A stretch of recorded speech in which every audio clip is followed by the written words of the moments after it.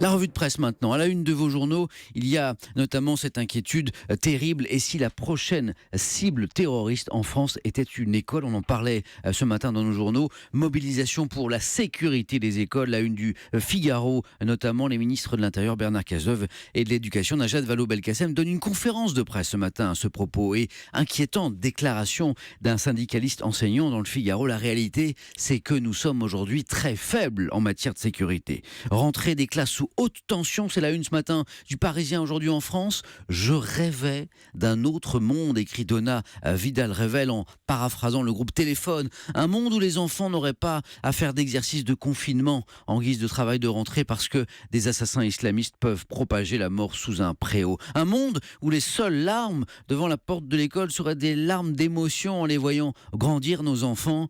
Menace sur la sécurité donc, mais le Parisien veut croire que les enseignants sauront trouver les mots justes pour que nos enfants puissent garder leur nécessaire part d'insouciance.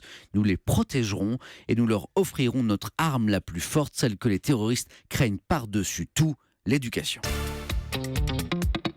Je ne sais pas si vous vous souvenez de la une de Libération d'hier à propos de Nicolas Sarkozy. Et le pire, c'est qu'il peut gagner. Et on ne peut pas reprocher au journal de cacher son engagement. Et attention, rebelote ce matin, mais à propos de la campagne présidentielle américaine, cette fois, à côté d'une photo d'Hillary Clinton, il y a ce titre. Et le pire, c'est qu'elle peut perdre. Et oui, la candidate démocrate est en tête dans les sondages, mais Libé met en avant plusieurs raisons, 7 au total, pour lesquelles elle pourrait perdre, notamment des débats télévisés catastrophiques face à Trump, une faible mobilisation de l'électorat, une économie américaine qui plonge, un attentat terroriste ou encore un problème de santé. Allusion ici aux rumeurs que font courir depuis plusieurs jours l'état-major de Trump, relevé également par le Parisien ce matin, le teint pâle, un pied qui trébuche, une tête qui dodeline bizarrement un tabouret pour s'asseoir. Pour les partisans de Trump, Hillary Clinton aurait une santé trop fragile pour devenir présidente. Ils suspectent même, disent-ils, une maladie de Parkinson, des troubles épileptiques, voire une démence précoce. Confirmation dans une campagne présidentielle, aux États-Unis comme ailleurs, tous les coups sont, hélas, permis. Enfin, après le Figaro et le Parisien hier, c'est au tour du quotidien L'Opinion de s'en prendre à la maire de Paris, Anne Hidalgo, à propos de son projet de piétoniser les voies sur berge de la capitale, donc de les interdire aux voitures.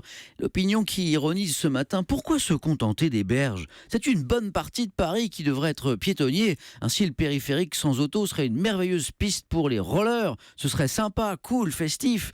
Paris, déjà ville-musée, serait la capitale où on s'amuse. Et Anne Hidalgo en serait le disc jockey.